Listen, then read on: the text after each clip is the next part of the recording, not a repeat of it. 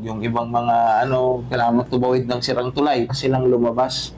Halos wala nang maiwan dito sa estasyon. Bakit? Kasi kung hindi po natin gagawin yun, madidipit po yung purpose. Kasi yung police presence po natin, yun yung importante. Pilit po nating pinapaintindi sa ating mga pulis na yung pulis nakatayo lang dyan sa isang area is ang laki na ng epekto. Prevention. Kung sino man ang gagawa ng kalokohan, mag-iisip na gumawa ng kalokohan, nawawala natin yung opportunity ng isang kriminal para gumawa ng mali. It will be able to provide yung tinatawag ko na blanket ng safety, yung atmosphere sa lugar.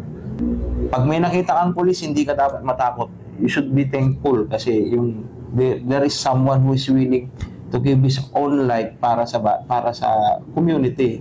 We are not the enemies, we are the friends ng tao. Mga challenges po natin, technology, pero wala po tayong doon kasi we are very much supported by our municipal mayor, Mayor Linya Jose Kembao, regarding po dyan. As municipality is equipped with almost 300 CCTV cameras scattered in the whole municipality. Crime prevention, inilunsad noong August 1, si Mayor Linya Jose Kembao. It's the initiative of the local government with the assistance of the local police. Yung tinatawag po namin na task force disiplina, na kung saan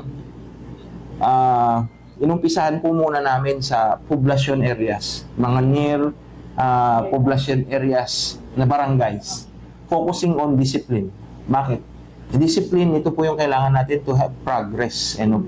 So lahat po ng ordinances pertaining to safety, health, sanitation, waste management, and other daily needs natin na ordinance ay strictly ini-implement.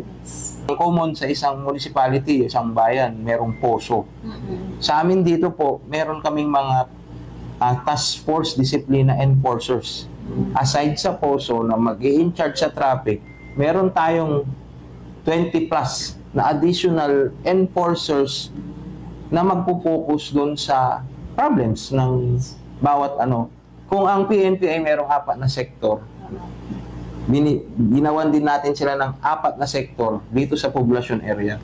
Hiwa-hiwalay po yan. Lahat ng problema, lahat ng ordinansa na para sa disiplina, para sa tao, ginagawa po nila. Pero it doesn't mean na hindi i-implement sa buong bayan. So, inumpisan muna sa gitna hanggang palaki. So, it is a big help sa amin. Kasi meron kaming mga kasama sa baba. So, may police, may poso, may safety, mayroong task force disciplina enforcers. Ang ganda po ng intention. That's a big help po sa amin. 5 minutes respond po ng ating Chief PNP ay lalo naming natutugunan. Nababawasan nga yung responde namin sa gitna Nakaka-focus kami sa labas. Yun yung kagandahan.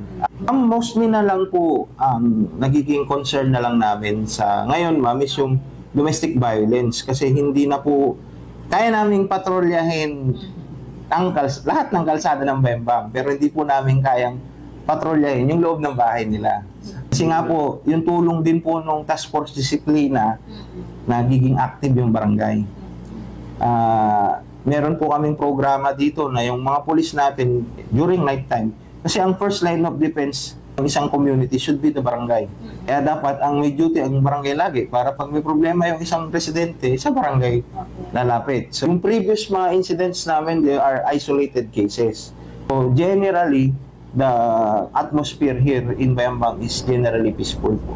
Samantala, mula nang inilunsad ng lokal na pamahalaan ng Task Force Disiplina noong Agosto 1, mas mahigpit na naipatupad ang mga ordinansa sa